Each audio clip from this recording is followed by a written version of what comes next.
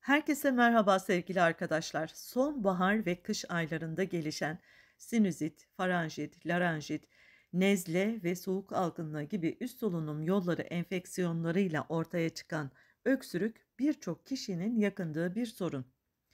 Bugün öksürük ve solunum yollarını rahatsızlıklarını gidermek için sizlere tek malzemeli mükemmel bir tarif hazırladım. Bahçemde bulunan ıspanak yaprakları bu şekilde topladım. Bunlara bebek ıspanağı deniliyor ama herhangi bir ıspanak çeşidiyle de hazırlanabilir. 250 gram kadar ıspanak yaprağı yeterli olacak.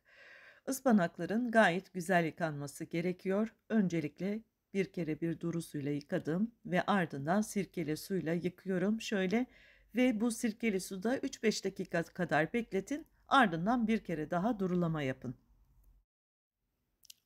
Ispanağın içerisinde bulunan A, B, C ve E vitaminleri vardır. Ayrıca demir, magnezyum ve protein içerir. Boğaz ve göğüs hastalıklarına karşı fayda sağlamaktadır.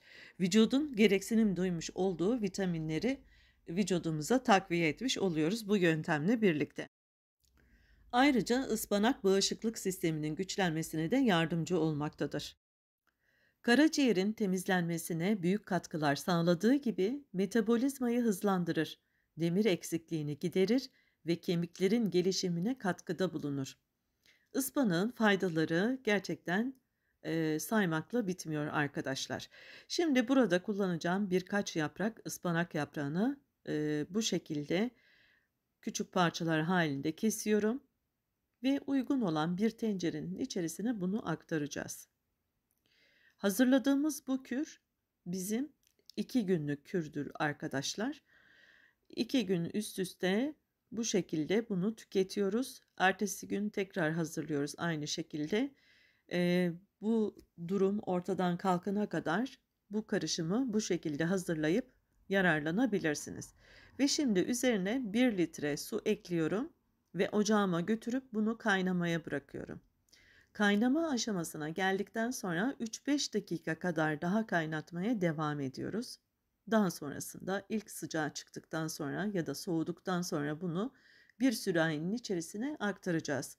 Gün içerisinde 2 bardak şeklinde bunu tüketebiliriz.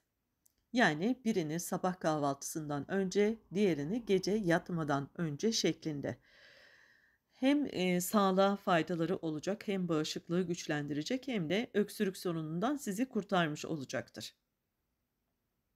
Şimdi kaynadıktan sonra bunu hemen bir kenara alıp soğumaya bıraktım ve ardından bunu uygun olan cam bir sürahiye aktarıyorum. Süzüp de aktarın. Bu şekilde bunu buzdolabında bekletebilirsiniz. Bu karışımı sade olarak içebileceğiniz gibi bir tatlı kaşığı bal ile tatlandırıp o şekilde de tüketebilirsiniz. Ben bal ile tatlandırıyorum çünkü ayrıca balın da sağlık için faydaları bulunduğu için bu iki karışım bir araya geldiğinde bizim soğuk algınlığı şikayetlerimizi, üst solunum yolları şikayetlerimizi gidermiş olacaktır. Evet arkadaşlar, benim tarifim bugünlük bu kadar. Kimler uygulayacak bu tarifi? Altta yorumlar bölümüne ben uygulayacağım demeyi, beğen butonuna basmayı ve tarifi çevrenizle paylaşmayı lütfen unutmayın. Instagram hesabım Türkan Yellowstone. Buradan da takip ederseniz memnun olurum. Hamile ve bebeğini emziren bir takım kronik rahatsızlıkları bulunan kişiler doktorlarına danışmadan lütfen kullanmasınlar. Kendinize iyi bakın, hoşça kalın.